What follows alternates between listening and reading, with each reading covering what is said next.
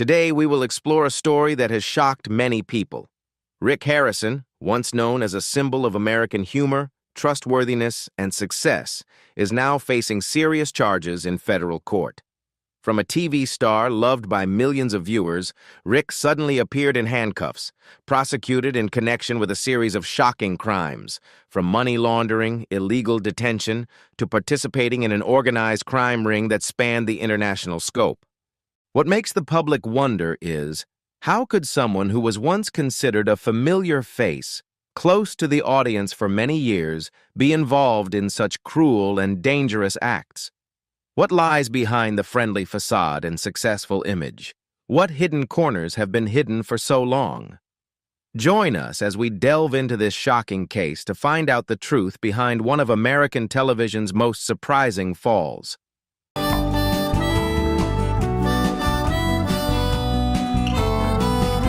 In the early morning of April 13, 2025, Las Vegas was still bright and bustling with casinos, lavish shows, and endless crowds. But inside the Clark County Courthouse, the atmosphere was the complete opposite: heavy, tense, and filled with suspense. Dozens of reporters, media cameras, and a curious crowd crowded in silence, waiting for a trial unlike any before. Rick Harrison, once a familiar face on American television, was brought to the dock. The man once praised for his intelligence, wit, and charisma now appeared with his head bowed, his hands cuffed, without a word of defense. The confident, decisive image once associated with him in the public's mind was now reduced to a dazed, exhausted look. In a packed courtroom, the judge began reading the nearly 200-page indictment, a litany of serious crimes that left the courtroom speechless. Human trafficking, false imprisonment, money laundering, organized abuse, and running a global criminal network.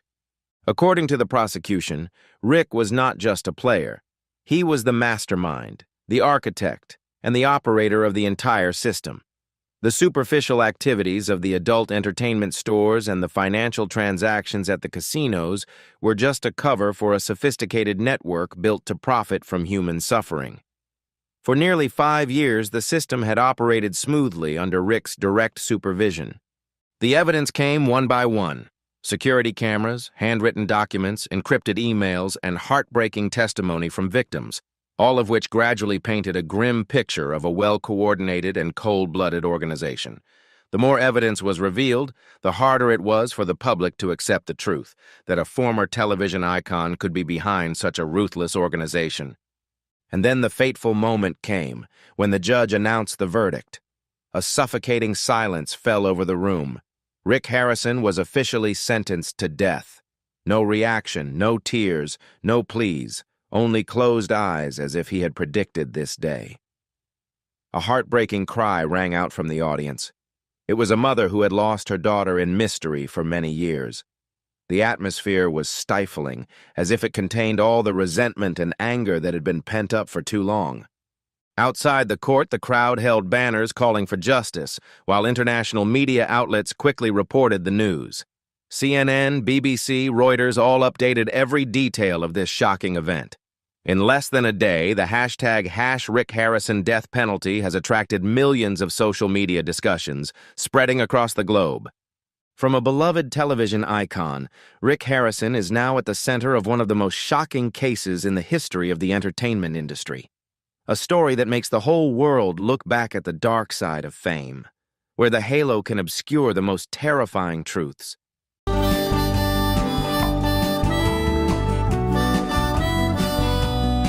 While some fans still cling to the belief that it was all a misunderstanding, anti-trafficking organizations are adamant. This is the beginning of a journey to expose a crime that has been going on in the shadows. What motivated prosecutors to pursue the harshest punishment was not just the sheer scale of the crime, but the sophistication and ruthlessness with which Rick Harrison designed and ran a years-long system of exploitation. Every transaction was encrypted, every victim was turned into an anonymous code, and any trace that could have given away the secret was erased. There was no room for chance.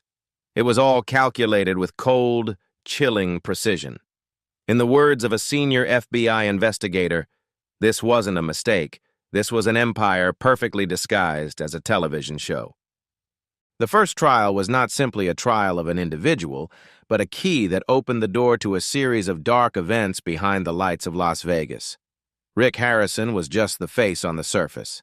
Behind him was a sophisticated machine with hidden characters, people who never appeared on screen but who protected and maintained the existence of a fierce underground world.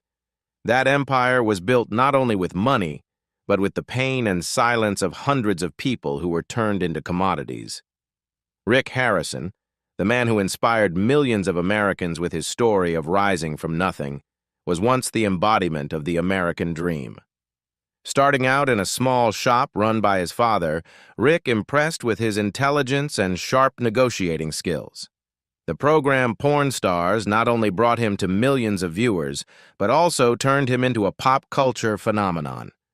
Rick's witty haggling, rare antiques, and tough-talking voice have been etched into the public's memory for nearly 15 years on the air. But while the TV spotlight was shining brightly, a criminal network was quietly taking shape behind the scenes. It was no longer a world of antiques and rare paintings, but of cold discussions about human fate. By 2009, when the show went on air and viewership spiked, the small shop in a sleepy residential area had become a magnet for customers and revenue. Rick became a symbol of success, making media appearances, signing books, giving speeches, and becoming the face of the entire city of Las Vegas.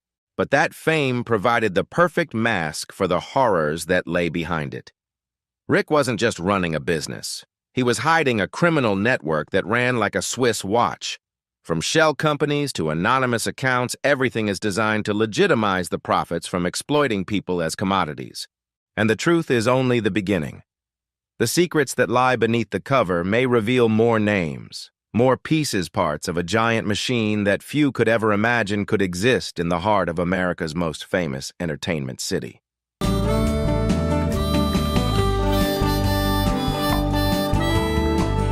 Investigative records reveal that between 2016 and 2022, Rick Harrison was behind or controlled at least 6 shell companies, all of which were opaque, with no websites, no visible offices, and no formal employees.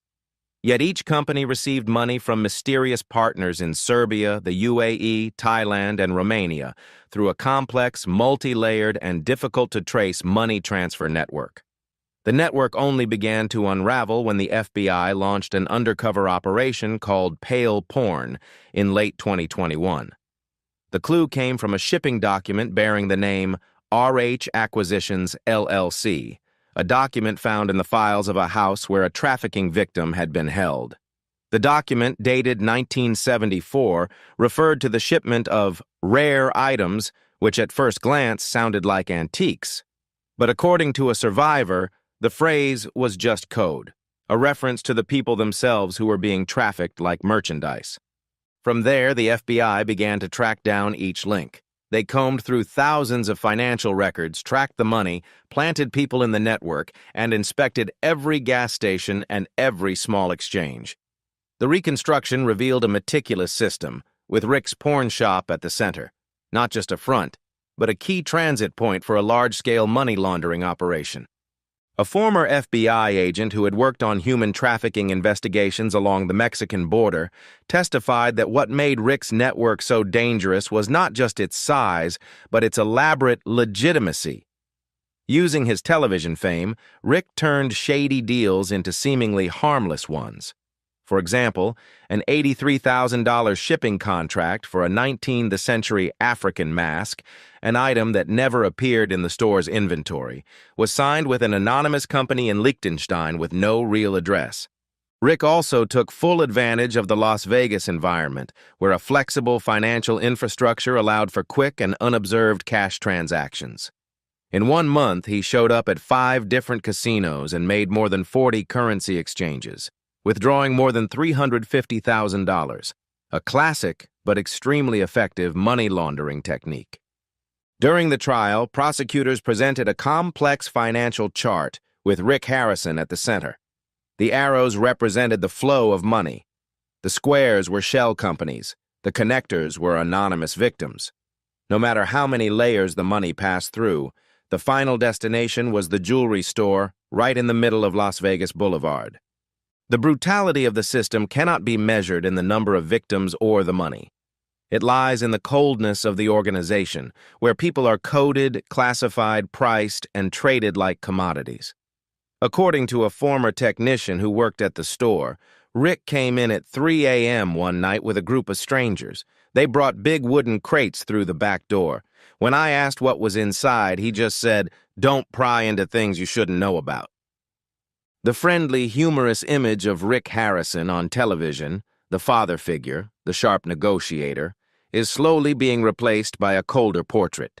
The architect of a sophisticated system of exploitation where laughter is just a mask for the dark secrets behind. The truth doesn't come with a bang. It often begins with a whisper, a forgotten detail, an unnoticed trace. For the FBI, the case didn't start with a TV show or a pawn shop. It started with a missing persons file, that of a 16-year-old girl named Jenna Morales from Reno, Nevada. Jenna wasn't a high-profile case, at least not at first. She disappeared after signing up for an online modeling program that had been advertised on social media. From the website to the social media accounts, everything was professionally designed, from the photos to the fake partners to the alluring invitations. She was promised an all-expenses-paid photo shoot in Los Angeles. She got on the last bus out of Reno, and no one has heard from Jenna since. Most such cases are buried under thousands of files. But this one small detail opened up a maze, and for the first time, light began to shine into the dark corners of an unsuspecting world.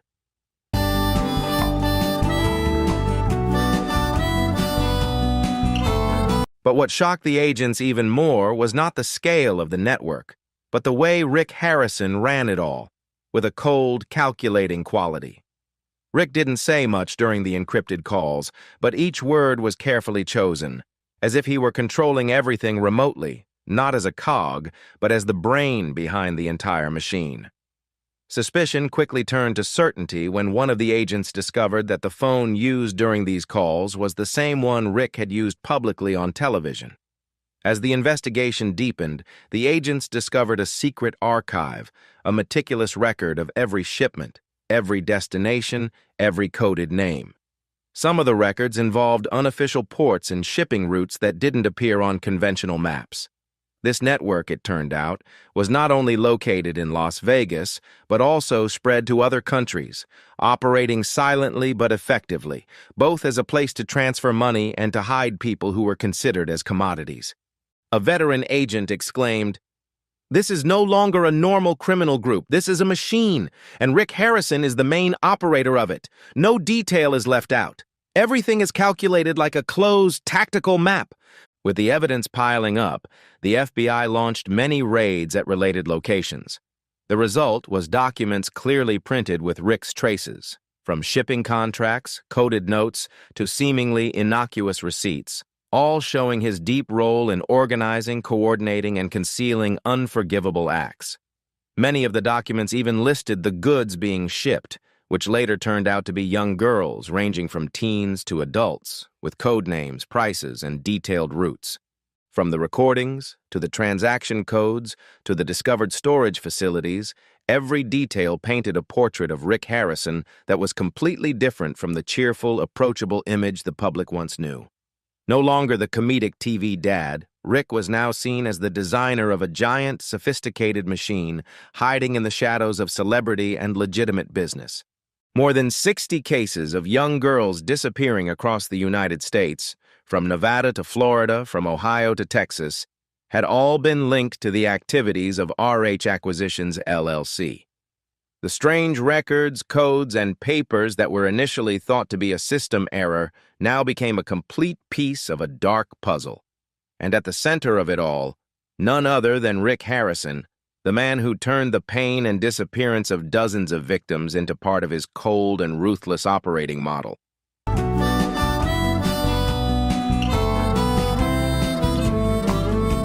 While pretending to use archaic business language, language experts confirmed that the phrases appearing in the notes were in fact near-exact copies of the terminology commonly used in international human trafficking networks. From there, a dark picture emerged. A famous television entrepreneur once associated with the negotiation of antiques was quietly operating a complex system where people were transported like commodities.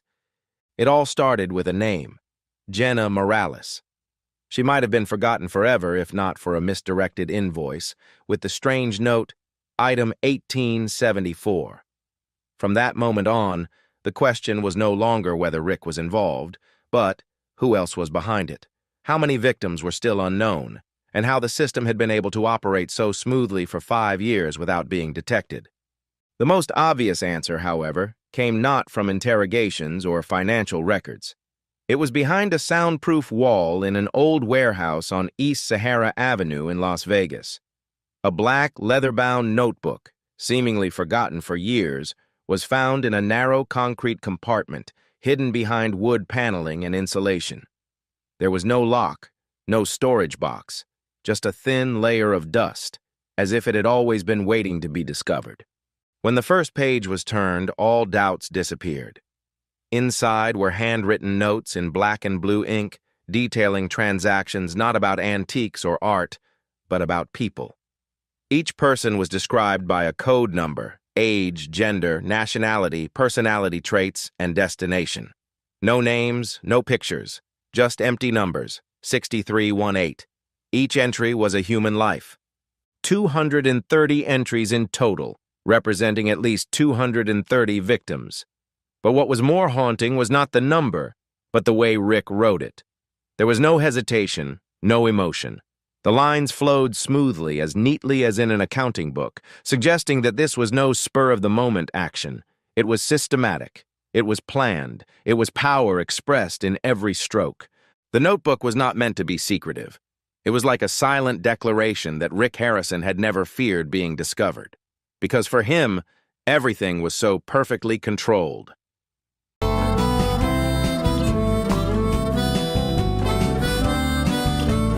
The FBI's forensics department quickly sent the notebook to the lab for analysis.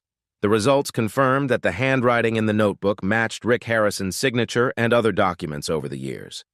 In addition, experts analyzed the pressure and stroke frequency of the handwriting, indicating that it was natural, not forced or forged.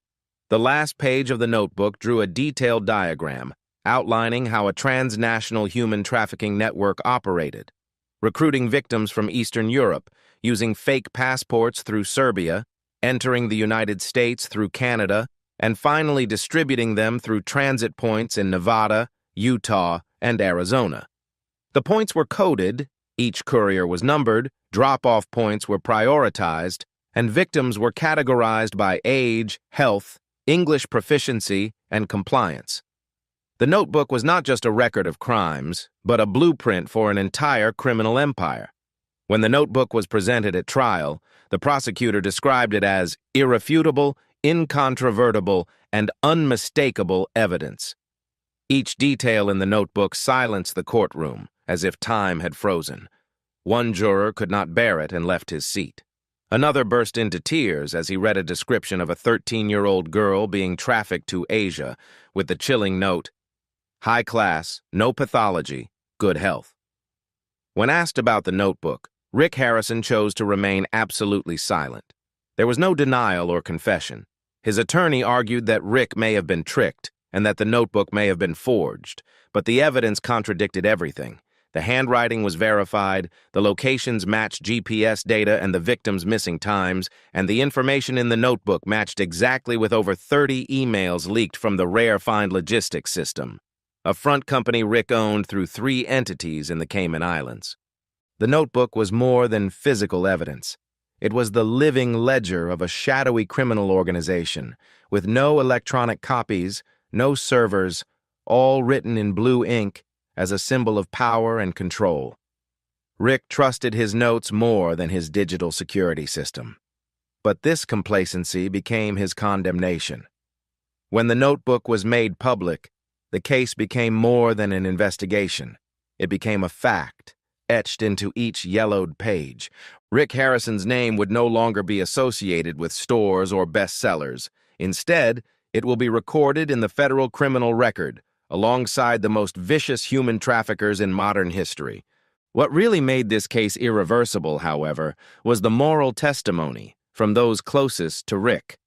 When those closest to him came forward, the truth became more than just an investigation. It was the most severe punishment for the criminal's character.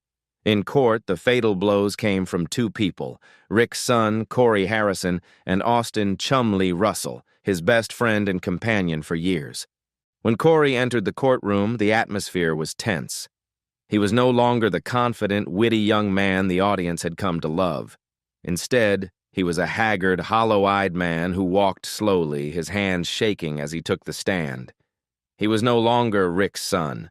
He was the one who carried the pain and disappointment of a betrayed child. When the prosecutor asked, "Who are you?" Corey was silent for a long time, then answered with a choked voice, "I am Corey Harrison, the son of Richard Kevin Harrison." The whole courtroom fell silent. Corey recounted that from 2019, he began to notice changes in his father.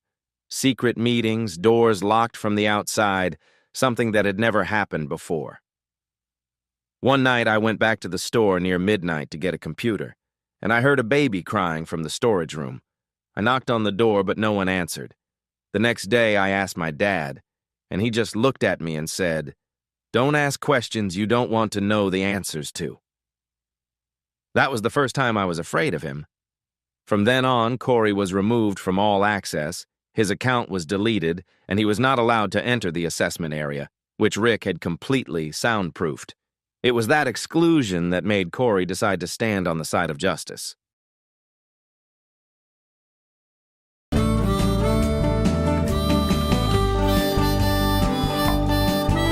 One day, Corey accidentally opened a misdirected shipment.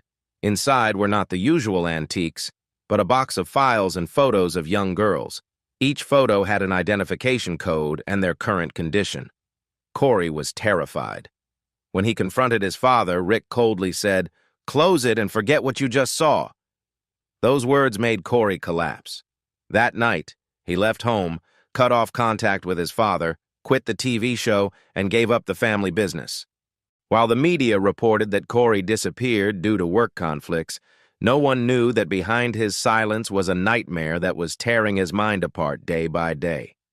At the trial, when questioned by the defense attorney whether he was making up the story because of the conflict with his father, Corey just looked at Rick, who was sitting not far away, and answered, his voice choked, "I'm not making this up. This is a nightmare that I can't erase from my mind." He continued chokingly, "I don't want to believe that the father I once respected could do these things, but he never denied it. He just kept silent, and that silence was the answer." The courtroom fell into heavy silence, while Rick just looked forward, not reacting. Unlike Corey, Austin Chumlee Russell is not a family member, but he has accompanied Rick for more than 2 decades, since before the cameras appeared. On the show Pawn Stars, Chumlee is funny, clumsy, and lovable. But when he steps into the courtroom, all innocence disappears. His face hardened, no longer joking. He carried the truth heavy in his heart. Chumlee said that before he thought Rick's sneaky actions were just a trick to evade taxes or take advantage of legal loopholes, not thinking it was anything too serious. But since 2018, what he witnessed made him suspicious. There were nights when Rick came to the store at 2, 3 a.m. with a familiar driver and a white truck stopped at the back door. They unloaded unmarked wooden crates. Then Rick called and said something that Chumlee remembered clearly. "Item 27 is in storage. Dispose of discreetly." When Chumlee once jokingly asked if it was an alien artifact, Rick didn't laugh, just glared at him and said, "Don't joke about things you don't understand." Chumlee said that moment made his blood run cold. Late one night in 2021, Chumlee came home from work late at night and heard strange noises coming from the storage area. Banging, a baby crying. When he told Rick the next morning, he was told, "You must have misheard. If you're smart, don't ever mention it again." From that day on, Chumlee lived torn between loyalty and suspicion, between happy memories and what he feared he had unwittingly helped.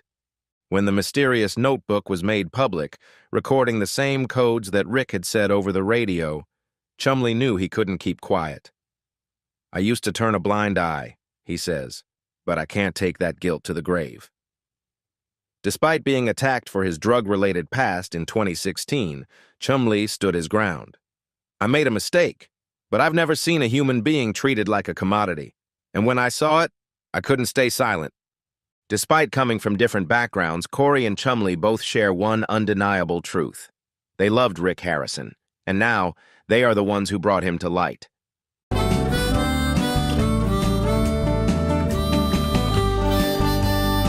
When the codes and notes matched what Rick had said over the radio, I couldn't believe what I was seeing. It wasn't something I could ignore, and I couldn't take that silence with me to the grave. During cross-examination, the defense tried to use Chumlee's drug history in 2016 to discredit him. But Chumlee didn't back down. "I've made mistakes," he said, "but I've never seen anyone treated like a commodity. When I saw that, I couldn't keep quiet." Although they came from different paths, Corey and Chumlee had something in common. They had once trusted Rick Harrison, and now they were the ones who dared to bring the truth about him to light. After their testimony, the atmosphere in the courtroom changed immediately. This was no longer a simple case about money or business intrigue. It was a tragedy of betrayal. A man who had once been a father figure, a respected boss, had now quietly turned those close to him into victims of lies, fear, and silence. As the trial drew to a close, the public began to realize something bigger. Rick Harrison's actions were not just illegal, they were crimes against humanity. Then, one by one, people stood up. 7 people. And the room became a symbol of a nightmare society doesn't want to face: human trafficking. A crime so well hidden, yet the money it generates still leaves a trail, legal, clean, and seemingly untraceable. In Rick Harrison's hands, human exploitation went beyond late-night shipments and secret soundproof rooms.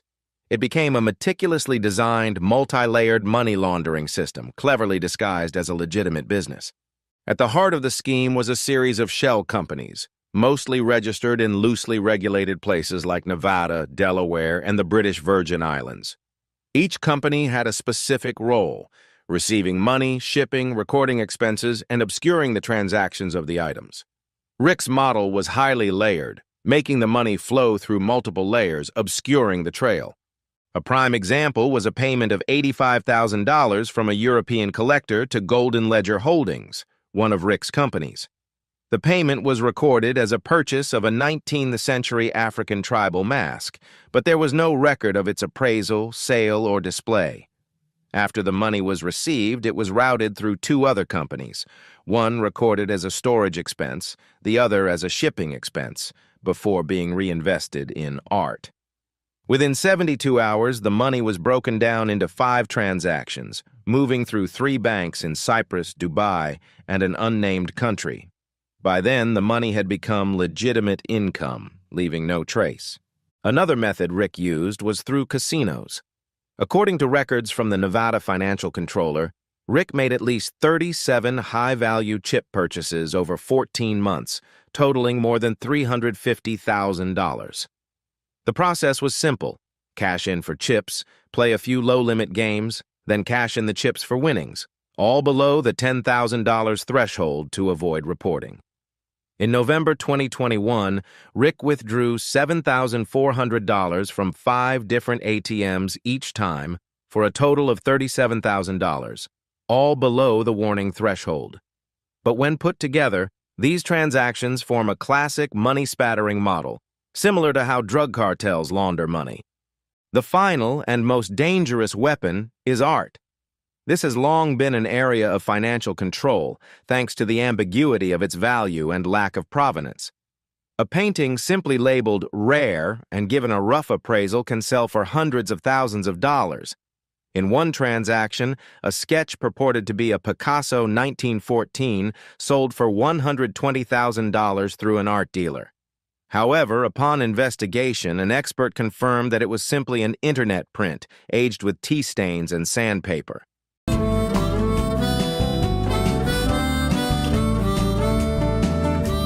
The Gold and Silver Porn Shop was more than just a pawn shop. It actually operated as a sophisticated money laundering operation. Items were shown on television, bought for astronomical prices, and then disappeared without a trace. No resale, no storage, no proper receipts. Investigators quickly realized that the items were just a front to legitimize the flow of illegal money. A $65,000 watch was actually worth less than $3,000, but it was used to transfer money to trafficking partners in Eastern Europe. The network also included real estate, where vaults and underground rooms were disguised as commercial premises. A building in Henderson was purchased for $190,000, but just 3 months later sold for $465,000 to a Malaysian company linked to a global child trafficking network. The building was never used for its intended purpose. It was simply a vehicle for phony transactions, in which real estate values were inflated to hide ill-gotten gains. What was shocking was the global interconnectedness of the network. Investigations by the Federal Tax Investigation Bureau and Interpol revealed that at least 12 countries, including Singapore, Romania, Serbia, Belgium, and the UAE, were involved in the scheme. Each country played a part, from receiving money, moving people, forging documents, to legitimizing transactions. When the money map was presented in court, a giant diagram emerged with a series of transaction codes, arrows, and dates, all leading to a single name: Rick Harrison. He was not just the initiator, but also the coordinator of the entire network, like a CEO running a system, with specialized subsidiaries, from storage, transportation, valuation, payment, to wiping the traces. The Justice Department's financial experts have confirmed that this system could not have come about by accident. It was the product of meticulous planning, exploiting legal loopholes and hiding behind a TV celebrity. Rick Harrison raised money laundering to a fine art, and behind the funny moments and humorous deals on reality TV, there was a complex criminal network, powered by silence, fame, and dirty money. 8. The trial ended. The final verdict was delivered in the crisp January air of Nevada. It had been more than 11 months since Rick Harrison was arrested. More than 10,000 pages of documents, 97 hearings, 43 witnesses, and 4 victims had been brought before the court. This trial was not about one individual. Everyone understood that Rick Harrison was the symbol of a system of open crime, where evil no longer had to hide, but was dressed in a glamorous television cover. The courtroom was silent as the judge rose. Before him was not just a sentence of a man, but a powerful statement of facts. After listing the full list of charges ranging from human trafficking, money laundering, false imprisonment, to running an organized crime organization, he announced, "Given the gravity of the offense, the number of victims, and the overwhelming evidence, the court sentenced Richard Kevin Harrison, a.k.a. Rick Harrison, to death by lethal injection." There was no applause, no cheers, only a choked sigh from the back row, where the family of one of the victims had sat, and silent tears. Rick sat silently. He did not protest, did not defend himself, did not show remorse. Perhaps he knew it was all over when the evidence was clear. His own notebook, a cell built right under his office, and a series of financial transactions bearing his name.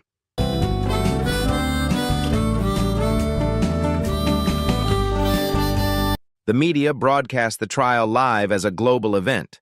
Major news outlets ran sensational headlines: TV star Rick Harrison from icon to death penalty. Outrage quickly spread across forums, social media, and political commentary programs.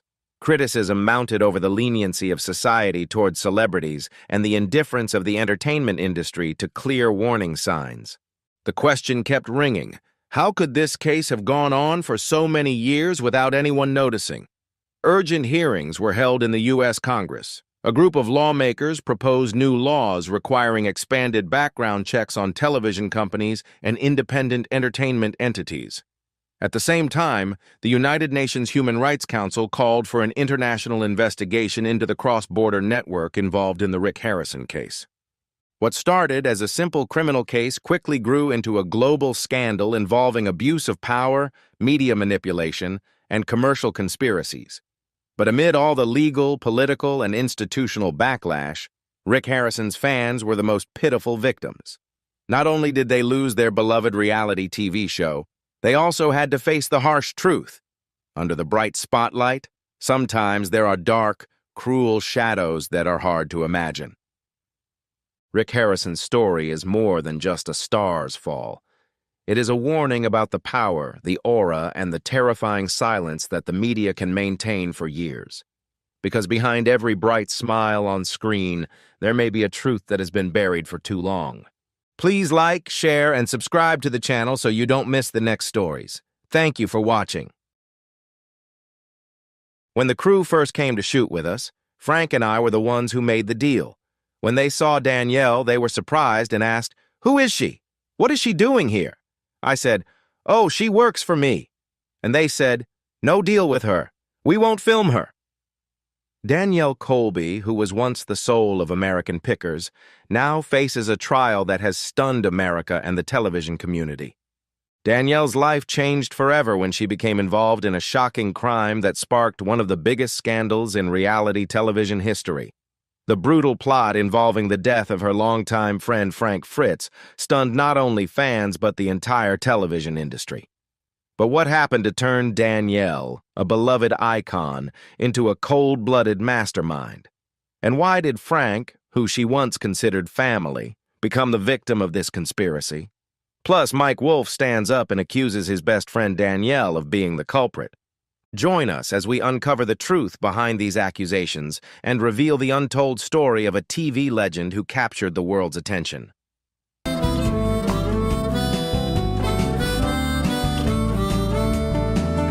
In court, Danielle Colby goes from innocent witness to prime suspect in a shocking murder case. She initially appears as a neutral witness, hoping to avoid the tension between her two close friends, Mike Wolf and Frank Fritz, who formed an on-screen bromance. However, as the investigation expands and irrefutable evidence emerges, her name quickly becomes a target, and the FBI is forced to get involved. It all begins in December 2024. A Davenport, Iowa courtroom is packed as the murder trial of Mike Wolf, star of American Pickers, begins. Mike is accused of killing Frank Fritz, who died on October 1st, 2024. Initially, Frank's death is attributed to a stroke, but suspicions of poisoning quickly arise.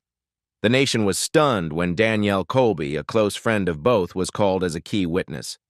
Danielle's testimony, along with sharp arguments from both legal teams, made the trial the center of the media, revealing the hidden corners of the relationship between the three. The investigation began in October 2024 when the FBI searched Mike Wolf's home and discovered a diary of Frank's, which hinted at Mike's motive for the murder, along with a bottle of nerve agent hidden in a safe. Lead prosecutor Sarah Harov, who has more than 20 years of experience in the legal profession, opened with a strong statement. Mike Wolf is not just a TV star. He is a man willing to do anything to maintain control. We will prove that he poisoned Frank Fritz, the man he once called his brother, to hide his greed. Although the death was initially attributed to a stroke, mounting evidence changed all theories. The nerve agent in Frank's system, coded messages between Mike and Danielle, and a $175,000 wire transfer all seemed to point to a premeditated murder. Danielle, a longtime associate of both men, became a key witness. However, a surprising detail in her testimony completely changed the course of the case. Harov presented a series of text messages recovered from a backup server, in which Danielle wrote, "He is alone at the moment. No one is scheduled to check on him until tomorrow. The window is closed." Mike replied, "It's been processed. Delete this thread." These messages, according to Harov, revealed a meticulously calculated plan to eliminate Frank Fritz. The prosecutor went on to point to a $175,000 payment that Mike made to Danielle through one of his shell companies, which she called hush money. This is evidence of Mike and Danielle's complicity in the scheme, Harov concluded. Mike Wolf, with the assistance of Danielle Colby, planned to poison Frank Fritz to protect their American Pickers empire. The truth behind these allegations is slowly emerging, and the case is sure to continue to attract public attention in the days ahead.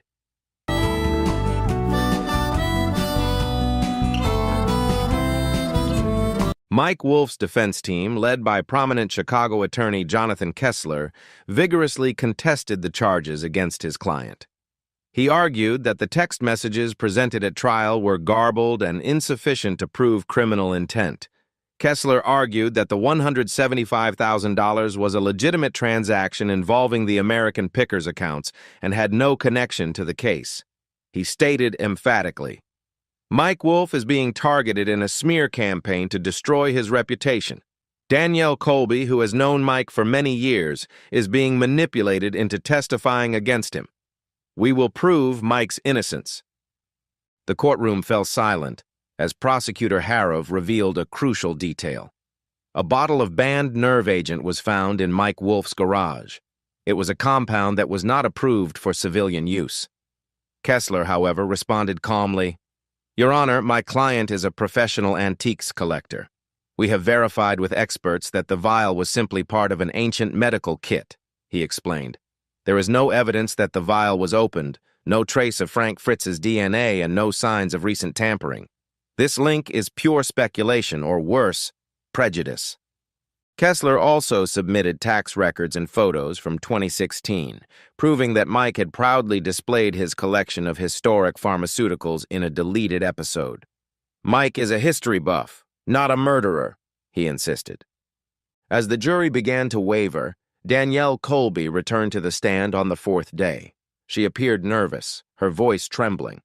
Guided by Prosecutor Harrov, she described the change in Mike's behavior after Frank left the show in 2021. "Mike became obsessed with being the sole face of American Pickers," she said, her eyes red.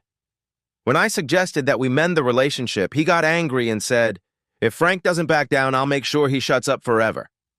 I don't think he meant it, but after Frank died, I started to feel scared." Danielle admitted that she saw Mike carrying an unknown bottle of medicine into the archaeologist's office, but she claimed she didn't know it was poison. During cross-examination, Kessler used every opportunity to attack her credibility. He pointed to more than 200 text messages that Danielle exchanged with Mike in the week of Frank's death, many of which related to Frank's medication and schedule. "Miss Colby, why didn't you report that bottle to the police if you had any suspicions?" he asked, pointing to the $175,000 transaction and Danielle's subsequent purchase of property in Puerto Rico, suggesting she may have been paid to keep quiet. Danielle responded in a firm voice, "I didn't know about any scheme. I'm just sharing what I saw because I owe Frank the truth. That money was for business, nothing else." However, confusion set in when Prosecutor Harrov asked Danielle if she had handled Frank's medication the day before he died. Danielle hesitated for a moment and then replied, "I just checked to make sure he was taking the right dose. Sometimes he forgets. I know exactly what he was taking and how much." A gasp echoed in the courtroom. This answer led many to suspect that she might have known the exact dosage of the drug Frank was taking, which fit perfectly with the way poison could have been administered without being detected. Harrov continued to challenge, "Miss Colby, how could you know the exact dosage unless you had deliberately altered it? You informed Mike about this, right?" Danielle stammered, bewildered. "I just wanted to help Frank." This inadvertent confession opened up a separate FBI investigation into her role in the case and could lead to untold revelations.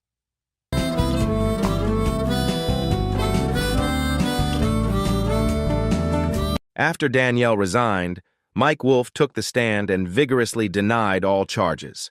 With anger in his voice, he turned his attention to Danielle. "I did not kill Frank. It was Danielle who was obsessed with controlling American Pickers. She always said Frank was a burden and that the show would be better without him. She forced me to delete the text messages between us to hide her stalking of Frank." Mike continued to assert that it was Danielle who asked him to bring the vial into the office, and that the $175,000 was her agreement to keep quiet about shady behind-the-scenes dealings. Mike's testimony left not only the courtroom but the public questioning Danielle's true motives. Minutes later, Judge Linda Mangrove made a shocking announcement. This court will now pause for argument. Witness Danielle Colby is now under formal investigation as a second suspect in this murder case. The case became increasingly complicated as the FBI turned its attention to Danielle.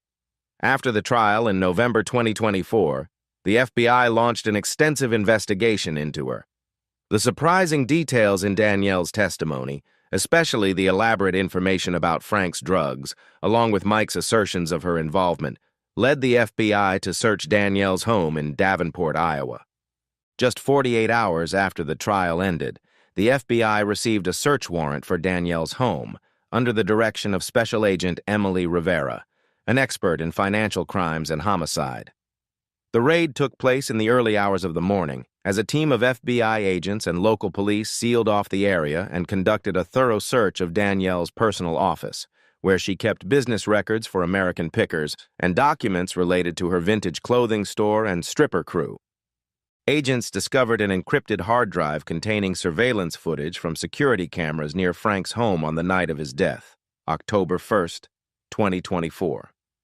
Detailed analysis showed that Danielle had accessed and retrieved the footage from the security company before it was turned over to the police, an action that investigators believe was an attempt to conceal crucial evidence.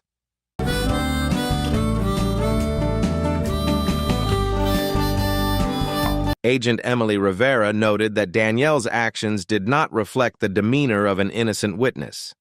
After decoding and enhancing the videos, the footage provided important evidence.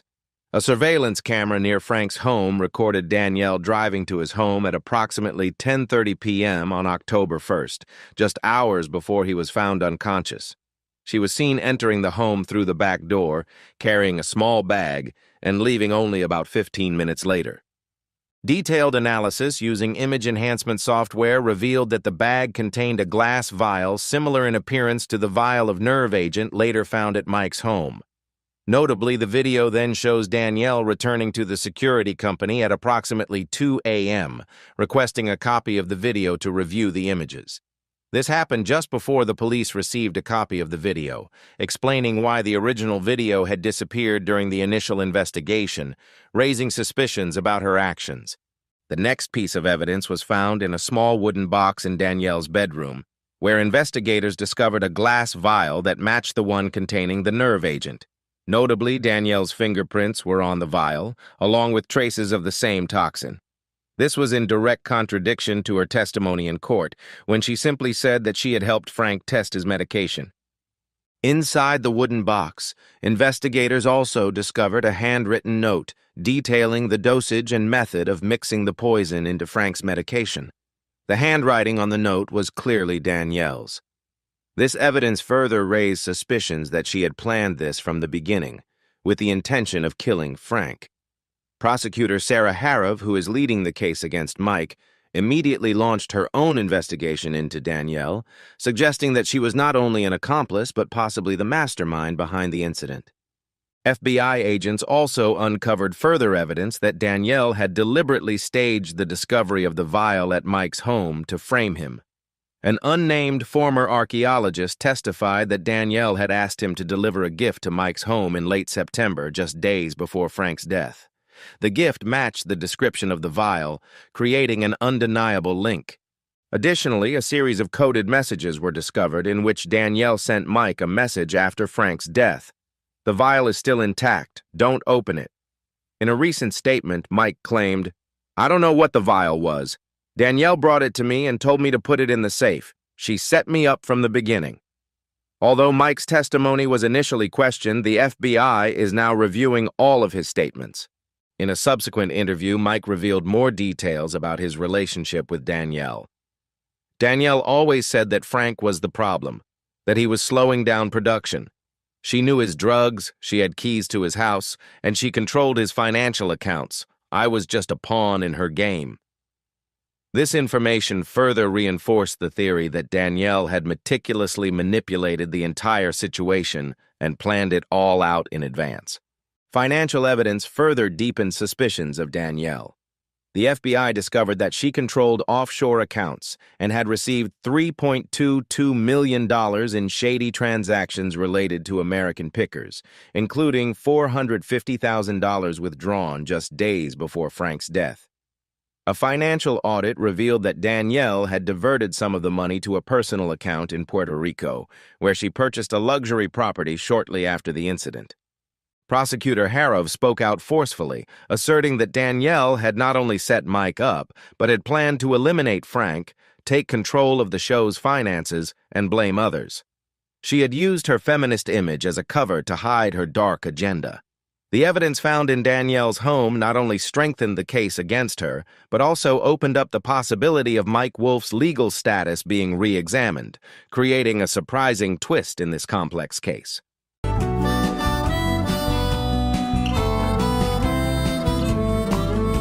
Although Danielle Colby still faces charges of financial misconduct, the case is taking a dramatic turn with her becoming the prime suspect.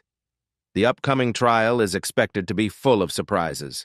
The relationship between Danielle, Frank Fritz, and Mike Wolf, the prominent characters of American Pickers, the reality TV show about antique hunting, has always attracted public attention. Initially, the trio with Frank and Mike as antique hunters and Danielle in charge of archaeology created a close-knit family image. They traveled across the United States together, bringing exciting and energetic moments to the audience. However, behind the spotlight, a darker and more complicated story has been gradually revealed since 2018, when Frank began to be removed from the show. In the early years, the relationship between Frank and Mike was a model of strong friendship.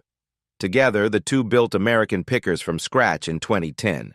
Danielle, with her boldness and sharp intellect, was instrumental in the show's success. However, in 2018, when Frank suffered serious health problems, including chronic back pain and Crohn's disease, he was unable to continue as before.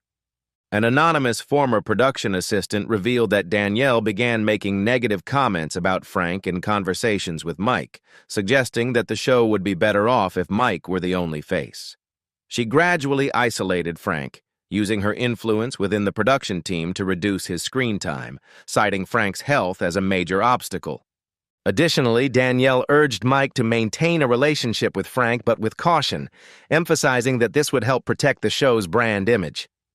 By 2020, the FBI discovers a coded message from Danielle to Mike. "Frank needs to stay in Iowa. He needs to shine. I'll handle the rest." Although Mike is uncomfortable with this, he is forced to accept it because he feels pressured by Danielle and the production team. By 2021, Danielle is determined to complete her plan to remove Frank from the show. She holds secret meetings with Mike and the producers, discussing how Frank is no longer relevant to the growth of American Pickers, as the show increasingly focuses on short trips and exciting content. According to Frank's diary, which the FBI recovered after his death in October 2024, Frank writes, "Danielle whispers every time I come in, I feel like an outsider in my own show." In July 2021, Frank is officially removed from American Pickers due to health reasons. However, Frank believes that Danielle manipulated Mike into leaving. Mike, in his 2025 interview, shared, "Losing Frank was the most painful thing in my life. I let Danielle run everything because I thought she was right, but I was wrong." Mike's pain was compounded when Danielle continued to pressure him into transferring ownership of the American Pickers brand to her. Since 2022, Danielle has been the financial manager at Antique Archaeology, where she handles transactions related to the show. The FBI discovered that she had transferred millions of dollars to offshore accounts, some of which were related to shady transactions related to American Pickers. Danielle allegedly threatened to expose these financial transactions if Mike did not sign a contract transferring ownership of the show. These revelations further complicate and surprise the case, with each new detail raising doubts about Danielle Colby's true motives.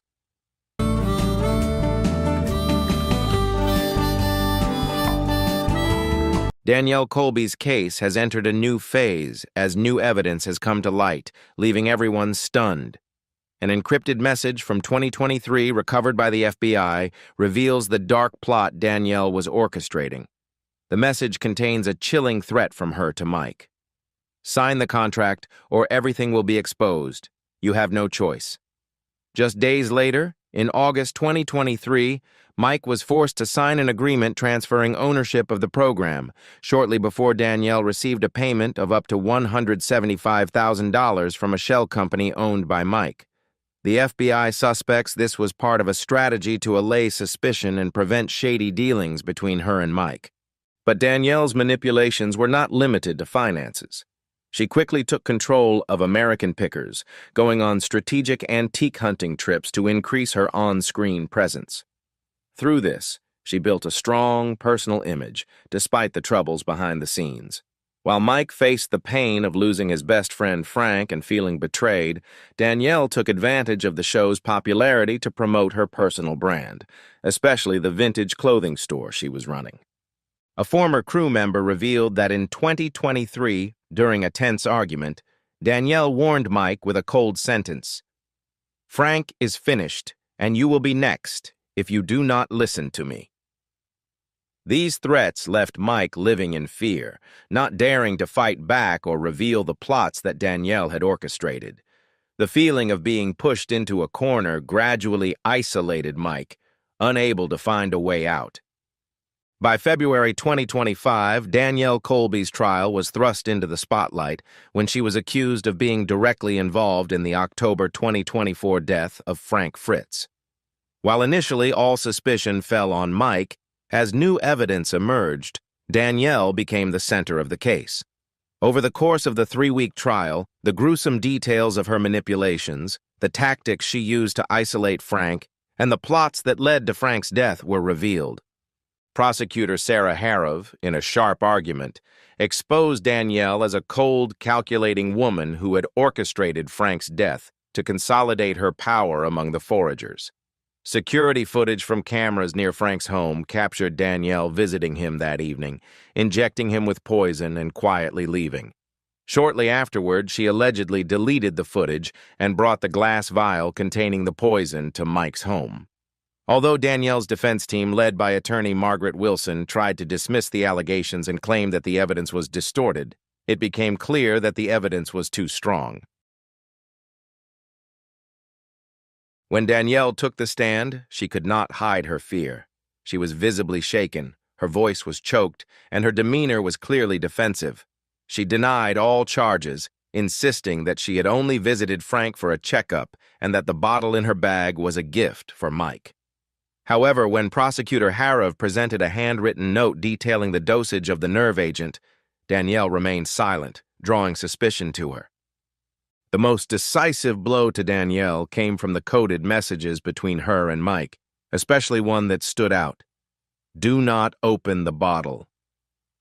When Mike Wolf was called to testify, he could not contain his emotions and shared stories of how Danielle had manipulated him over the years.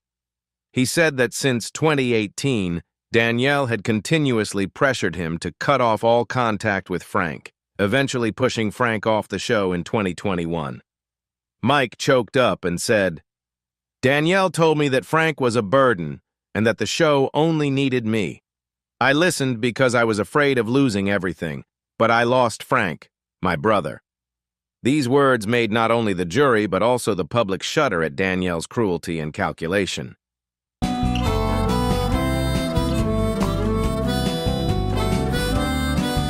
Danielle Colby's case has entered a critical phase as new evidence has emerged, shedding light on her dark plot. Mike Wolf has confirmed that the bottle of poison found in his home was indeed placed there by Danielle without his knowledge of the toxic ingredients inside. Mike's testimony only further highlights Danielle's blind ambition and ruthless manipulation. Meanwhile, Lisa Fritz, Frank's sister, gave an emotional statement on behalf of the family. Frank treated Danielle like family, but she betrayed him. He felt alone, abandoned, and now we know why. Lisa revealed that Frank had shared with her his feelings of insecurity when he saw Danielle and Mike talking behind his back. Lisa's testimony, along with entries in Frank's diary, painted a clear picture of the isolation Frank endured, bolstering the case that Danielle was a calculating manipulator. Other witnesses also testified, corroborating the prosecution's claims. Jason Miller, a former cameraman on American Pickers, said he witnessed Danielle tearing out pages from Frank's notebook in 2020 and explaining that it was for Frank's protection. He also recalled an argument between Danielle and Mike in 2021, when Danielle claimed that Frank was the biggest problem on the show. Forensic evidence, however, changed everything. FBI experts analyzed a bottle of pills found in Danielle's home, confirming that it contained her fingerprints and that the nerve agent matched Frank's blood sample. A handwritten note, apparently written by Danielle, detailing how she mixed the poison into Frank's medication, contradicted her testimony. Financial records also exposed Danielle's shady financial connections. Up to $2 million in payments from unknown sources, including $450,000 withdrawn just before Frank's death, bolstered the prosecution's theory of financial motive. After 3 days of deliberations, the jury returned its verdict on February 28, 2025.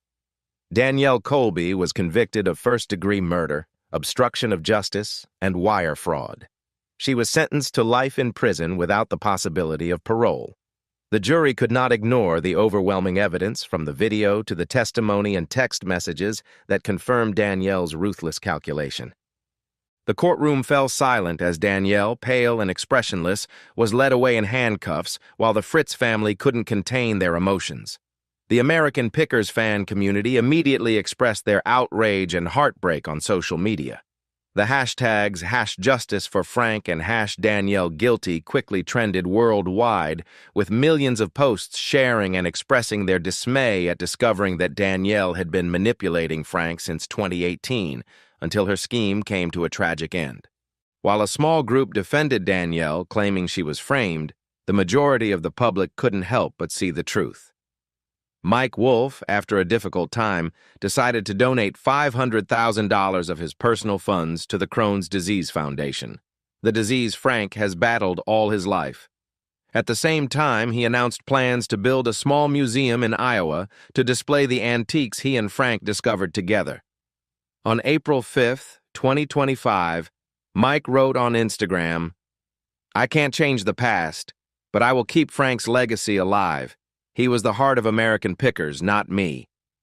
The post quickly received more than 1.2 million likes and thousands of comments expressing support and sympathy from the community.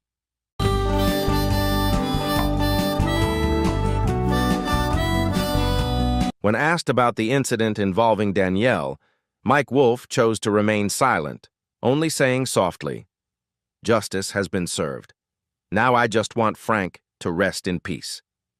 For many fans, especially those in the antiques community, the verdict was a painful shock, closing an unforgettable, tragic story. One person in the community shared, "This is not just a story about antiques collecting, but a great tragedy. Mike cannot bear all this pain." With increasing public pressure, the History Channel was forced to stop broadcasting the program American Pickers in early May 2025. Claiming that Frank's death was an irreparable loss. The departure of Frank Fritz after a year of controversy continued to attract public attention. A year later, attention was again focused on a quiet cemetery in suburban Iowa. The small road leading into the cemetery suddenly became crowded with cars, reporters, and fans. The murmurs of the crowd echoed around the tombstone of the famous treasure hunter. Originally planned as a simple grave relocation, it quickly became an unprecedented media event. The official reason for the excavation was that the land where Fritz rested had been purchased by a development company, with plans to expand the local museum. Frank's family, although very hesitant, finally agreed to move his grave to a more private memorial site just 20 meters away. However, they set a single condition: no cameras, no disturbances, just a discreet relocation, respectful of the family. But when information about the relocation leaked, public interest exploded more than ever. The news spread quickly, turning the event into a global sensation. Faced with protests, local authorities granted a limited film crew permission to film the event, with the understanding that all profits from the copyright would be donated to the Crohn's Disease Foundation, the disease Frank had battled all his life. The Fritz family, though hesitant, eventually agreed to participate in the project, believing that Frank, who had always lived a humble life and was dedicated to helping others, would not object to helping the community once again, even in death. Dr. Elilana Chambers, a renowned archaeologist, oversaw the excavation. "We will do this with the utmost respect, as we would any other historical relocation," she said at a press conference. That morning, the work began. A small crane slowly lifted the heavy granite slab from Frank's grave. No one spoke, only silence and emotion. Instead of a regular coffin, a specially designed preservation chamber appeared. Mike Wolfe, Frank's longtime companion, stood at a distance, eyes red, mumbling softly, "This is what Frank would have wanted." According to Mike, Frank had once joked that after he died, he wanted to be surrounded by his favorite photos and a few of his most precious items. "We thought he was joking," Mike sighed. However, after his stroke in 2022, Frank actually planned it out in detail and made that joke a reality. When the preservation team opened the sealed chamber, a sigh of surprise and emotion spread through the quiet air of the cemetery. Everyone witnessed the final decision of Frank, who had always lived fully and loved his legacy.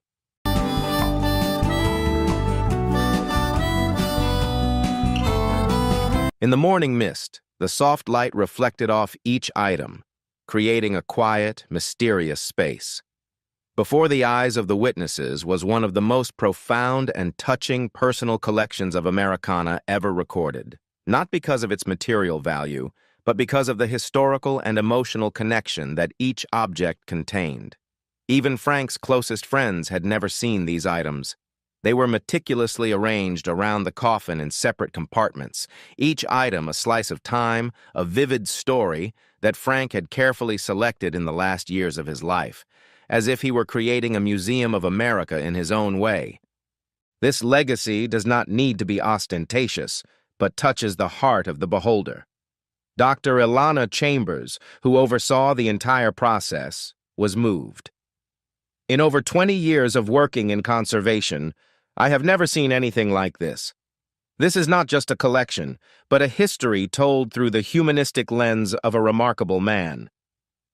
One of the first items to make people speechless was a 1934 Indian motorcycle placed near the head of the casket. The bike still had its original paint and paperwork from its first owner, a mailman who roamed the roads of rural America. Frank found it in an abandoned barn in Iowa in 2019, but it was never made public.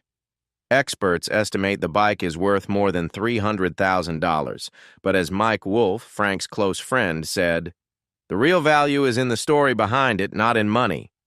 Not far away, an old wooden box contained handwritten letters from Thomas Edison to a young female inventor, a name that had been all but lost to history. The letters revealed a secret collaboration that may have contributed to many famous inventions. When verified, these documents opened a new chapter in the history of American science, stirring excitement and debate among researchers.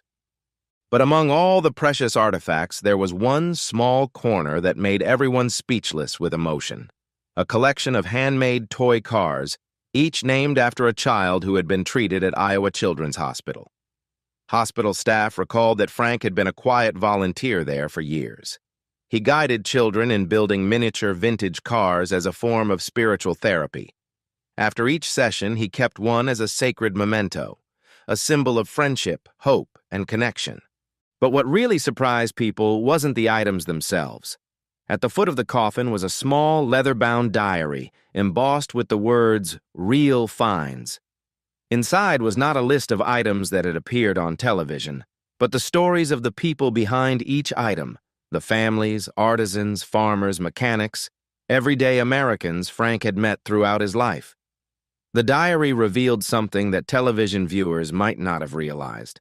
For Frank, the real treasure wasn't the items themselves, but the people who had touched them.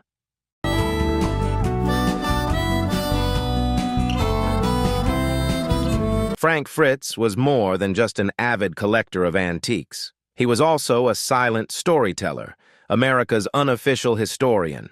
He spent his life documenting simple yet profound moments through the people and objects he encountered.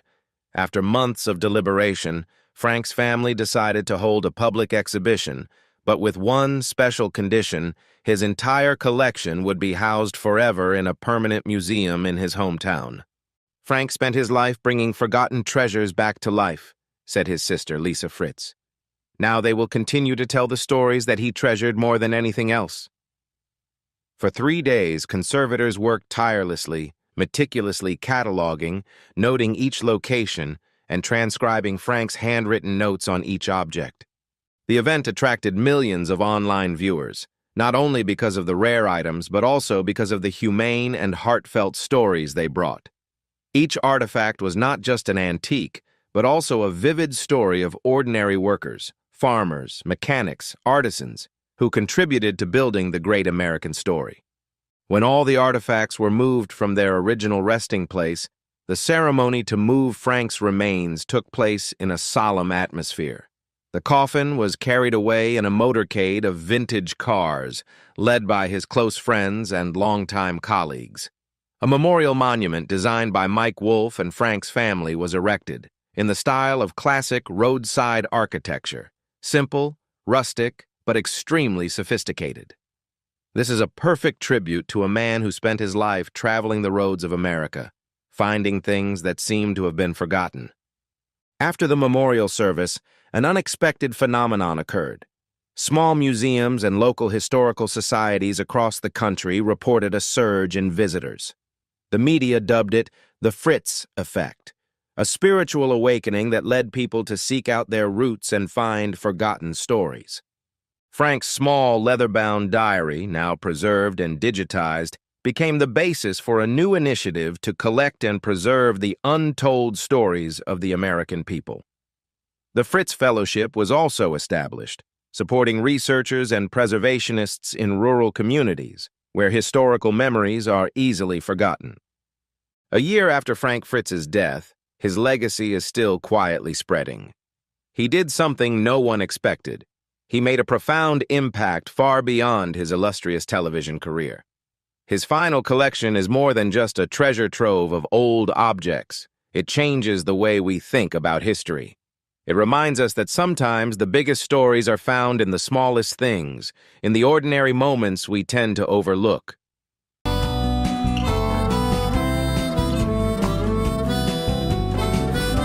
As the final farewells to Frank Fritz continue to echo, the loss of those who loved him has not yet subsided.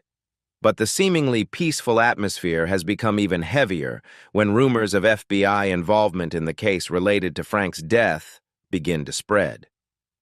A new shock has hit the antiques community. What seemed like a personal tragedy has suddenly become murky and mysterious. Questions have emerged one after another, but no one can provide clear answers. Frank's family, still grieving, has faced a new storm, this time of skepticism, speculation, and public scrutiny. Frank Fritz, the treasure hunter with a keen eye and a heart steeped in history, has become the icon of the History Channel's American Pickers. Together with Mike Wolfe, he roamed the corners of rural America, searching for forgotten treasures in old warehouses and bringing them back to life, rekindling stories that seemed lost in time. The show is more than just a TV show. It is truly a journey to preserve America's collective memory. Viewers love Frank not only for his knowledge of antiques, from antique motorcycles, vintage toys, to old oil signs, but also for his simplicity, sincerity, and childlike joy when he discovers a special item. For millions of viewers, Frank is not just a host, but the embodiment of an old, warm, and authentic America. Frank's life is a series of journeys of discovery where he constantly discovers and tells stories that have never been told. But his final story, his mysterious death, is shrouded in mystery. Seemingly solid relationships are being questioned, and the shadow of betrayal is slowly emerging. Danielle Colby, Frank's close companion for more than a decade, now faces serious charges. But that's just the beginning. The mysteries remain unsolved, and investigators continue to expand the case, revealing new details that make the story more and more complicated. If you want to follow the latest developments of this dramatic and emotional story, don't forget to like, subscribe, and turn on the notification bell right away. Because the journey to discover the truth about Frank Fritz is still going on, and the most important secrets may still be hidden somewhere, waiting to be revealed. Early Friday morning, Corey Harrison, a familiar face on Pawn Stars, was involved in a legal incident involving driving. The incident has left fans worried, especially since Corey's father, Rick Harrison, the show's star, is facing personal challenges. The biggest shock, however, came from recent revelations about Rick Harrison. His friendly and approachable on-air persona has masked some little-known aspects of his personal life. Investigative documents and witness testimony have implicated Harrison in serious misconduct that has never been made public. The situation culminated in a nearly hour-long statement from Harrison, in which he candidly admitted to his past mistakes. While the details of the confession were controversial, they revealed truths he had kept hidden for more than a decade. In today's video, we'll explore the secrets behind the iconic Rick Harrison and the valuable lessons we can learn from his story.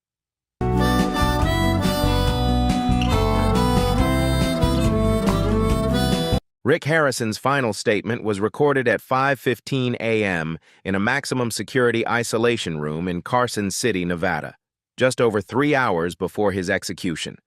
There were no attorneys present, no cameras, and only a federal investigator and a prison guard present. Harrison asked not to be interrupted and held off on all questions until the end. He wanted his testimony to be presented as an internal report, not a confession or an act of contrition. It was the final statement from a man who had run a sophisticated underground network, a well-oiled machine the size and structure of a global corporation. The recording, which lasted about 57 minutes, was divided into 6 sections by Harrison: the beginning, the expansion, the mechanics of the operation, the financial structure, the role of his associates, and why he decided to speak out. According to the investigator's notes, his voice was steady, clear, and calm, as if he were addressing a board. There was no hint of remorse or a desire for forgiveness. Instead, he insisted that the entire system was the product of effective organizational thinking, not personal moral failings. Harrison began by describing his initial move to recognize the potential of moving undocumented workers through hard-to-trace financial channels. He called the 2012 and 2015 period a pilot phase, during which just a few dozen people were brought to Las Vegas through front companies like logistics companies, temporary employment agencies, and charities. No one in the network knew who he was. The only thing they knew for sure was that payments were always on time and data was securely encrypted. From 2016 on, Harrison standardized the entire operation. He established stable shipping routes, expanding his company network in financial havens such as Panama, the Cayman Islands, and some U.S. states with flexible financial laws such as Delaware. In his testimony, he described the system as a human resource supply chain, where people were transported like commodities based on market demand. Some of the workers were brought into the U.S. legally on H-2B visas, working in hotels and factories. FBI investigative records confirm that at least 62 of these visas were issued through companies linked to Harrison based on sophisticated falsification of data. The most controversial point is the language Harrison used to describe the entire operation. He did not refer to the participants as workers or people, but only as implementation units. The costs of lodging, travel, and living expenses were listed in spreadsheets as standard targets in an engineering operations plan. His use of cold, dehumanizing language suggests a near-total detachment from emotion. He also refuses to take full personal responsibility, stating, "I designed the system, others operated it, but I approved the flow of people, just like I approved the flow of money." He concludes his testimony with a dry statement. "No one cares anymore, and neither do I." Want to continue with the legal consequences and public reaction?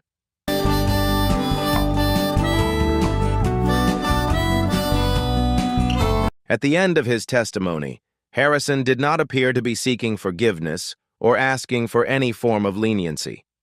The sole purpose of the recording, he said, was to set the facts straight, without distortion or cover-ups.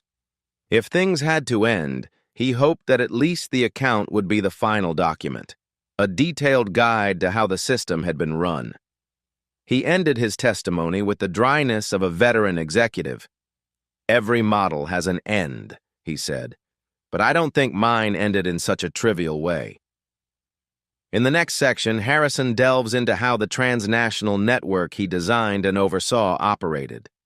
This was no small operation, but a highly organized machine by modern corporate standards.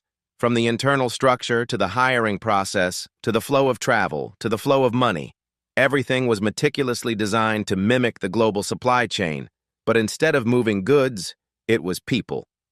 What was terrifying was not just the scale of the operation, but how Harrison applied the business thinking that had made him famous on reality TV to build a model that operated quietly, efficiently, and unseen. Harrison said the system's goal was to provide cheap labor, free from laws, contracts, and liability. He didn't call them workers, but simply implementation units, numbers on spreadsheets, coming from economically disadvantaged and poorly regulated regions like Eastern Europe, Southeast Asia, and South America. Each country had a local team of brokers to recruit. These people understand the cultural context, know how to plant the seeds of a better future in the United States, and use forms like internships and job training to legitimize the selection process. Harrison never had direct contact with any of them. All transactions were conducted through intermediaries using electronic contracts, digital wallets, and end-to-end encrypted applications. Once screened, recruits entered the personnel routing system, a top-secret platform where individuals were assigned based on their skills, mobility, and demand from receiving partners in the United States or transit countries. Since 2016, the network has operated steadily on 3 main routes. The first runs from Eastern Europe through Western Europe to North America, leveraging legalization documents through shell companies. The second connects Southeast Asia with the Middle East and the United States, exploiting short-term labor programs. The third route, which runs from South America through Mexico into the United States, operates on traditional lines. Each group moves in small formations of 5 to 15 people, dispersed and constantly changing destinations to minimize the chance of detection. No one but Harrison has a complete view of the entire system. All communications are encrypted through unrecorded platforms, and the money flows through multiple offshore companies, making it nearly impossible to trace. The network is protected not only by a sophisticated financial shell, but also by absolute separation between the stages, making it impossible for any single failure to expose the entire system. Harrison doesn't brag about this. He simply presents it as a summary of a standard operating model.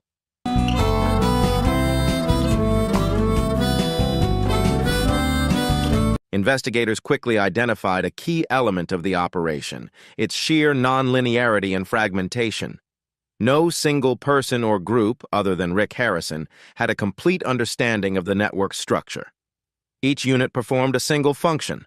The shipping team handled the routes, the shell companies handled the legal paperwork, and the accounting and financial systems operated independently through a separate logistics network.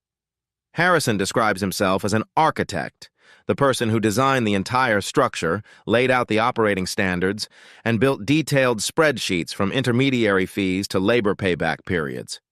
For him, running the network was like writing an algorithm for an automated system that moved across borders. He also admitted that he used his personal television presence as a natural camouflage, making it difficult for authorities to suspect and keeping the public misled.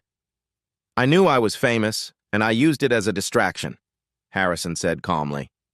Many of the organizations he ran even received local or federal funding, creating an impenetrable veneer of legitimacy for years.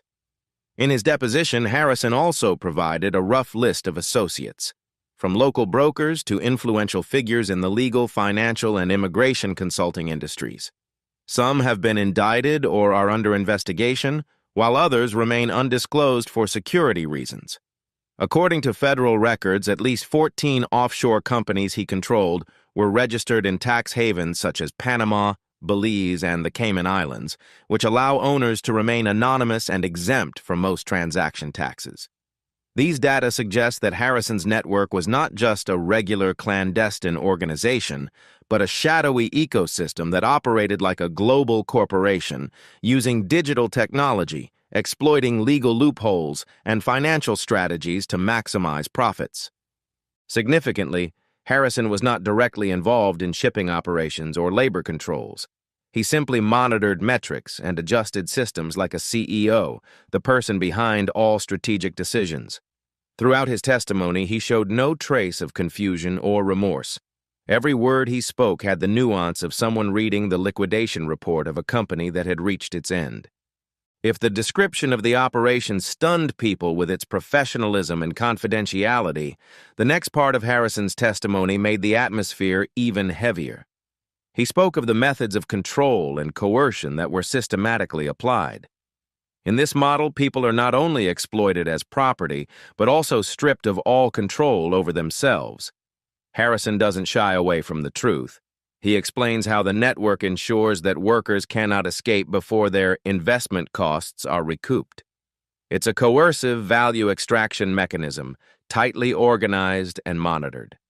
Upon arrival at the point of entry, often a construction site, factory, farm, or mining site, workers are stripped of all their papers, cut off from outside contact, and confined to so-called inner zones.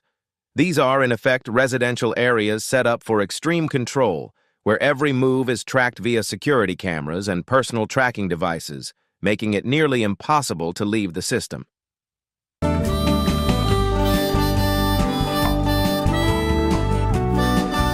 Harrison detailed a three-tiered system of control that was systematically deployed: direct human surveillance, digital tracking via GPS and cameras, and psychological control through debt pressure and information manipulation. Each worker was forced to sign an internally binding responsibility agreement, which came with strict financial penalties for leaving or violating the rules, though the document had no formal legal force. The goal, Harrison said, was to maintain a stable workforce and ensure uninterrupted revenue. If one person leaves, it can disrupt the entire chain of operations, he said. I don't tolerate deviations. Investigators noted Harrison's frequent use of managerial language to mask what they saw as forced labor. Phrases like maintaining productivity and stabilizing operations that he repeated as if he were running an industrial assembly line, not a real person. A more chilling aspect of his testimony was his description of the financial slavery model as a psychological control strategy. Migrant workers were often given advance loans of a few hundred to a few $1,000s, which were then paid back with months of unpaid labor. During this time, all costs of food, housing, transportation, and even management fees were added to the original debt, making it nearly impossible for workers to escape the vicious cycle. Harrison likened the mechanism to an automatic deduction system, where all earnings were garnished before they reached the workers. The model echoes the International Labor Organization's definition of forced labor through financial coercion, a sophisticated form of exploitation that is spreading globally. While Harrison has not explicitly admitted to using violence, he has not denied that there have been heavy-handed measures against those who resisted or tried to escape. He has deflected direct responsibility by blaming his local operating partners. I never ordered anyone to be beaten. I just set the rule. Non-compliance is a threat and needs to be dealt with, he said. The statement underscores Harrison's central but hidden role, designing the operation while maintaining a safe legal distance. Federal records show more than 120 testimonies from former workers, recounting experiences of being threatened, held in solitary confinement, deprived of food, and completely isolated from their families. In one of the most notable cases, Harrison himself recalled, 6 people who sought to contact the diplomatic mission were separated, transferred to different locations, and placed under special control. Investigators later discovered that these locations were actually remote facilities, operated secretly with false documents, almost completely cut off from the outside world. Towards the end of his testimony, Harrison confirmed for the first time the existence of a systematic internal management system, including supervisors, a complaints department, time management, and even a performance analysis department. The discovery stunned investigators because it showed a level of specialization and hierarchy that was no different from a legitimate business. "We were no longer tracking a criminal individual," one investigator exclaimed. "We were peeling away a shadowy bureaucracy." Harrison's testimony not only revealed the sophisticated mechanisms of exploitation, but also sounded the alarm about the exploitation of people in a new era, where the shackles are no longer metal but debt, paperwork, and psychological control. Once considered the model of American success, Harrison used his own management thinking and optimization skills to build a closed, efficient network of operations that remained virtually undetectable for a long time.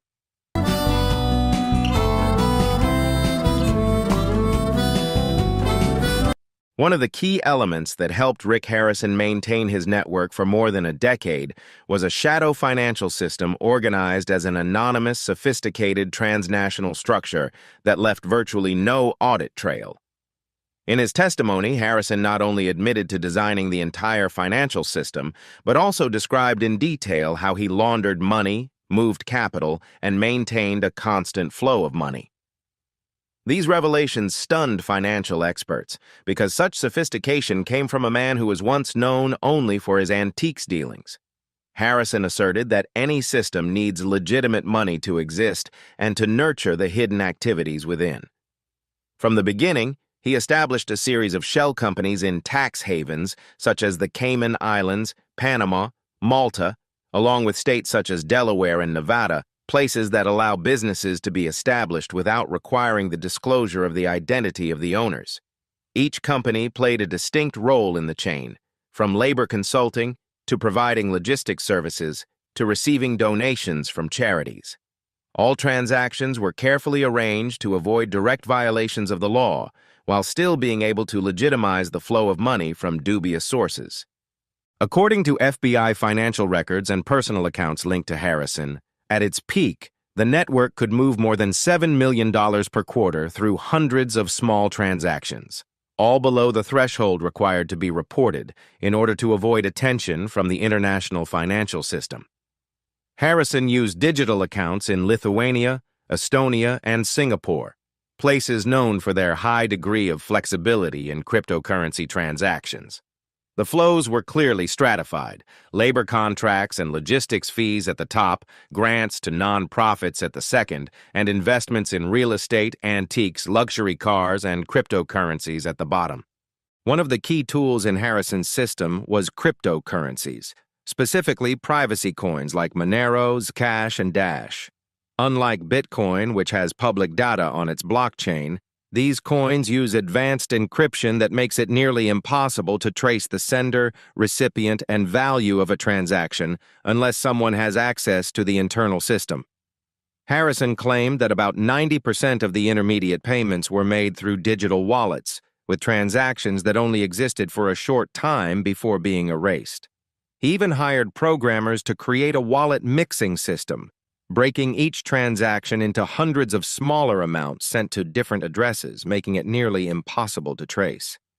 Notably, Harrison was adept at using legitimate businesses as fronts.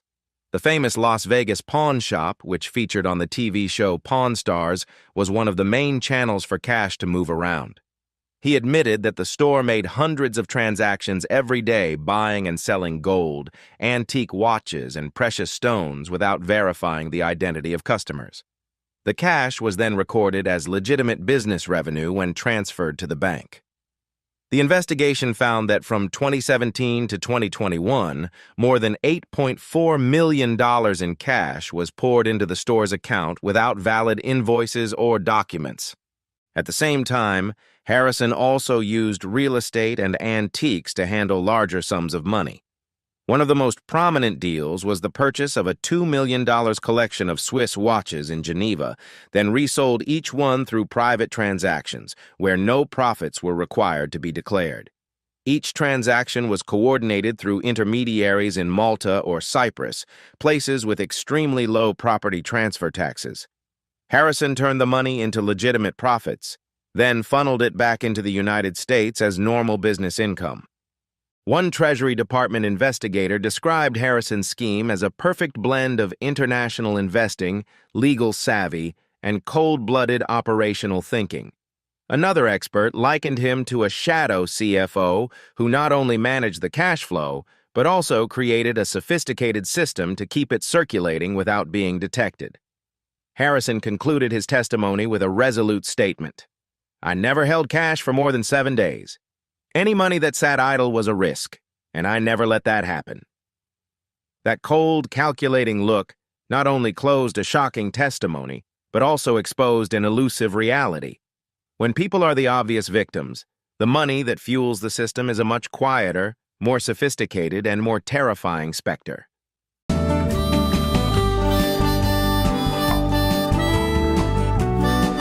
The list of victims and notable cases mentioned in the fourth part of Rick Harrison's testimony carries no trace of remorse or sympathy. He calls them personnel data, treating each group of people as assets that circulate through the system he designed. But hidden behind the cold numbers are real, painful stories of people caught in Harrison's sophisticated network of exploitation.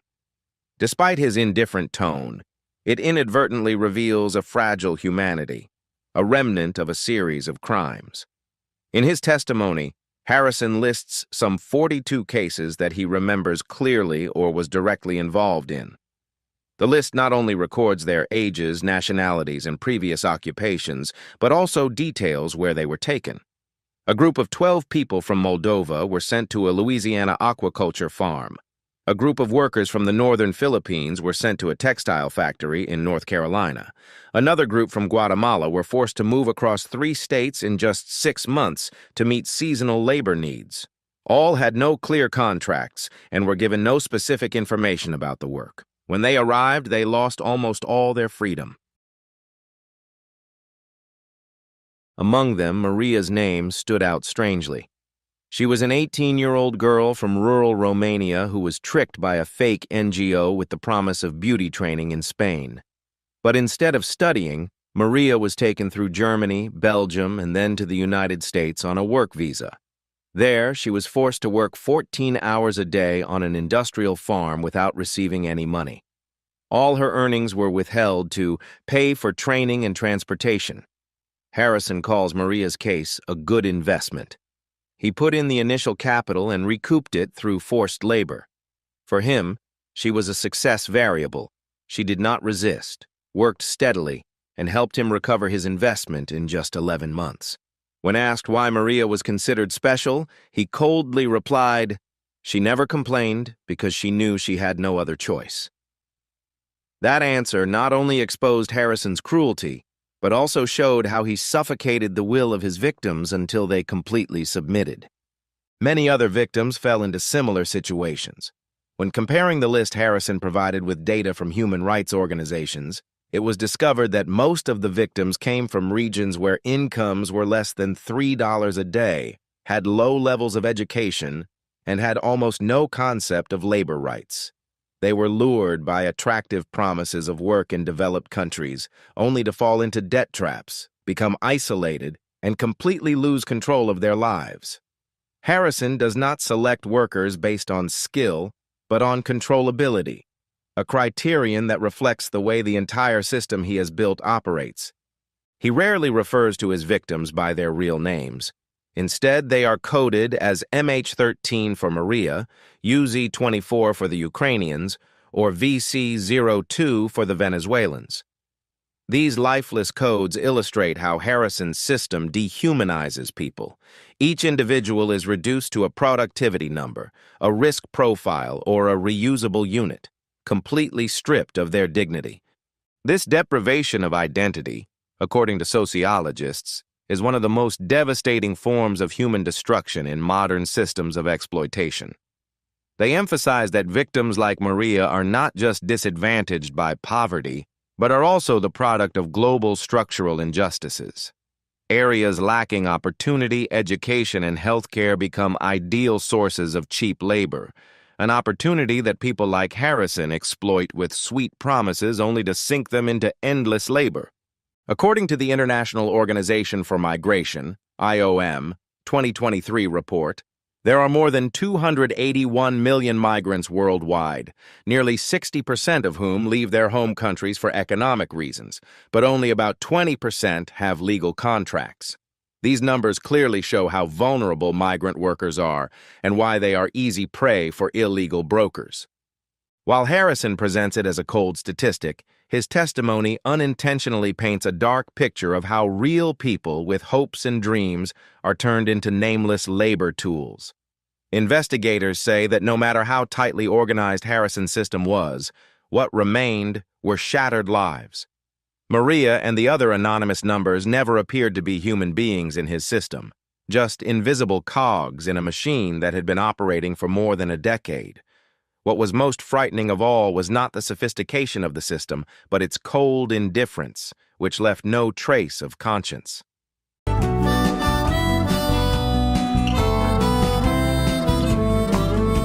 The motive that led Rick Harrison to the path of crime has become a big question that has puzzled investigators, the media, and the public. When the entire system he built in the dark is exposed, from the sophisticated operation to the severe consequences, the only thing left is, why? Why would a man with everything in his hands, fame, fortune, and influence, choose to leave the light to enter a dark world where every action is against the law? Why would a man once admired quietly build an empire beyond the control of society? And most importantly, why, in the end, did he still show no remorse? In a short but remarkable final paragraph of his testimony, Harrison revealed some of his inner thoughts. He said, "I didn't do this for the money. I had enough money. What I lacked was absolute control." That one sentence revealed the worldview Harrison had been cultivating for more than a decade, a world where pure power was the ultimate goal. He didn't need more wealth. He craved the right to control others without being constrained by any moral or legal standards. After the spotlight of his popular TV show, Harrison said he felt his life had become organizationally empty. Every time he appeared on camera, he had to force himself to play the role of a friendly, understanding man, an image he described as a stifling mask. "People thought I was a good person, a trustworthy role model, but no one asked me if I wanted to live like that," he said frankly. It was from this conflict between his public image and his personal ego that Harrison began to look for an escape, not to escape fame, but to regain control of his life by dominating anonymous people away from the media spotlight. According to criminal psychologists, Harrison bears the hallmarks of total control syndrome, a psychological disorder in which a sense of satisfaction comes from having absolute control over the actions, emotions, and thoughts of others. The phrases he often uses when talking about his victims, such as restructuring human resources, optimizing feedback, and multi-layered control, are no different from the terminology of corporate management. Except that he is not running a company, but a system of human exploitation. In his eyes, he is not a bad guy, but an effective manager of a new model, yet to be defined by society. Fame was both a shield and a springboard. It allowed him to operate the system in peace, while at the same time fostering in him the illusion that he was undetectable. "I signed thousands of autographs every year, posed for pictures with fans, was hailed as a model businessman. If someone said I was behind a dark network, who would believe me? Nobody," Harrison said. From the blind trust the public placed in his image, he began to push the ethical boundaries even further. What researchers call the illusion of invulnerability, which often occurs when powerful individuals go unchallenged for long periods of time. Harrison also offered a justification for his actions. While he admitted to breaking the law, he argued that he was simply reacting to a distorted social reality, where the demand for labor far exceeded the legal supply, and the legal system had not kept up. "I didn't create the need for migration. I just reorganized it. I didn't make anyone poor. I just provided a choice," he said. This kind of justification is common in modern labor exploitation networks, where perpetrators see themselves as providers of solutions, not exploiters. As an international law expert at Columbia University has pointed out, this is a common fallacy in organized crime systems. They blame social imperfections to justify their own behavior. Perhaps the most chilling thing about the testimony is the coldness of reason that Harrison displays. Without complaining about his circumstances, without clinging to his painful past, he presents it all as an investment plan. I saw the opportunity. I understood the system. I wrote the rules. That's it. There is no remorse, no lofty sentiment, just a stark vision of a new market, where people become assets to be arranged, exploited, and profited from.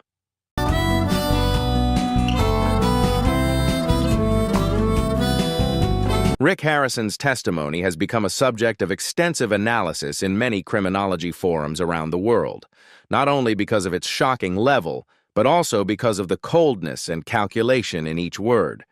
According to sociologists, what Harrison demonstrated was no longer spontaneous criminal behavior, but the result of a strategically operating ideology, where power is placed above all moral standards. He did not hide, did not avoid the public light. On the contrary, Harrison openly existed in a gray zone, where the law had not been updated and society had not been alert. It was this gap that was a fertile environment for people like him to build and maintain sophisticated systems under the guise of legality, protected by reputation and trust. When asked why he could operate for such a long time without being detected, Harrison answered simply, "Because it worked so well and no one stopped me." The statement, seemingly simple, captures the essence of the problem, that the legal and social systems have not been agile enough to stop those who know how to get around them. It is also the underlying reason Harrison chose to commit crimes, because he could, and because he believed that no one had the power or the care to stop him. While many people still imagine crime as involving screaming, threats, and overt violence, Harrison represents a whole new kind of criminal, one where ruthlessness is hidden in numbers, administrative decisions, and clever contracts. He doesn't need weapons to control anyone, just a system that is intelligently designed and precisely operated. With the calmness of a businessman presenting a business model, Harrison describes his organization as an economic mechanism, not a criminal network. There is no panic, no emotion, just logic and efficiency, as if he were the CEO of a shadowy corporation. The real horror lies not in his actions, but in how he explains them, not as a mistake or a moral failing, but as a strategic choice in an uncharted market. Harrison doesn't hide or excuse them with his traumatic childhood or his difficult circumstances. He doesn't blame anyone. Instead, he presents everything like an investment risk analyst, clear, concise, and without remorse. More importantly, the system he built survived not because of the brilliance of one individual, but because of the many invisible links that helped, from businesses to lawyers to regulators to the media. None of them were directly guilty, but all contributed to creating an environment where wrongdoing could quietly grow for years without being questioned. And that is what makes Harrison's testimony so dangerous and so necessary. It exposes not just individual crimes, but the lack of proper oversight in modern society. Before his execution, he never publicly apologized to any of his victims. To him, they seemed like mere cogs in a mathematical equation, variables that served his own power equation. But to society, each victim is a wake-up call about the failure to balance morality, justice, and public trust. Even if the system Harrison ran collapsed, no one can be sure that it isn't still present in some other form, more subtle, less recognizable. And if we don't learn from his testimony, the danger is always there. Crime today is no longer just a shadow in an alleyway. It can come from a familiar smile on a screen, from people we once believed to be symbols of success and trust. After watching this final testimony, I hope you will share your thoughts in the comments below. This is an important story, and if you find this video valuable, please feel free to share it with others. Don't forget to subscribe to the channel to stay up to date with in-depth investigative reporting and other noteworthy stories. Thank you so much for taking the time to watch this video. See you in the next one.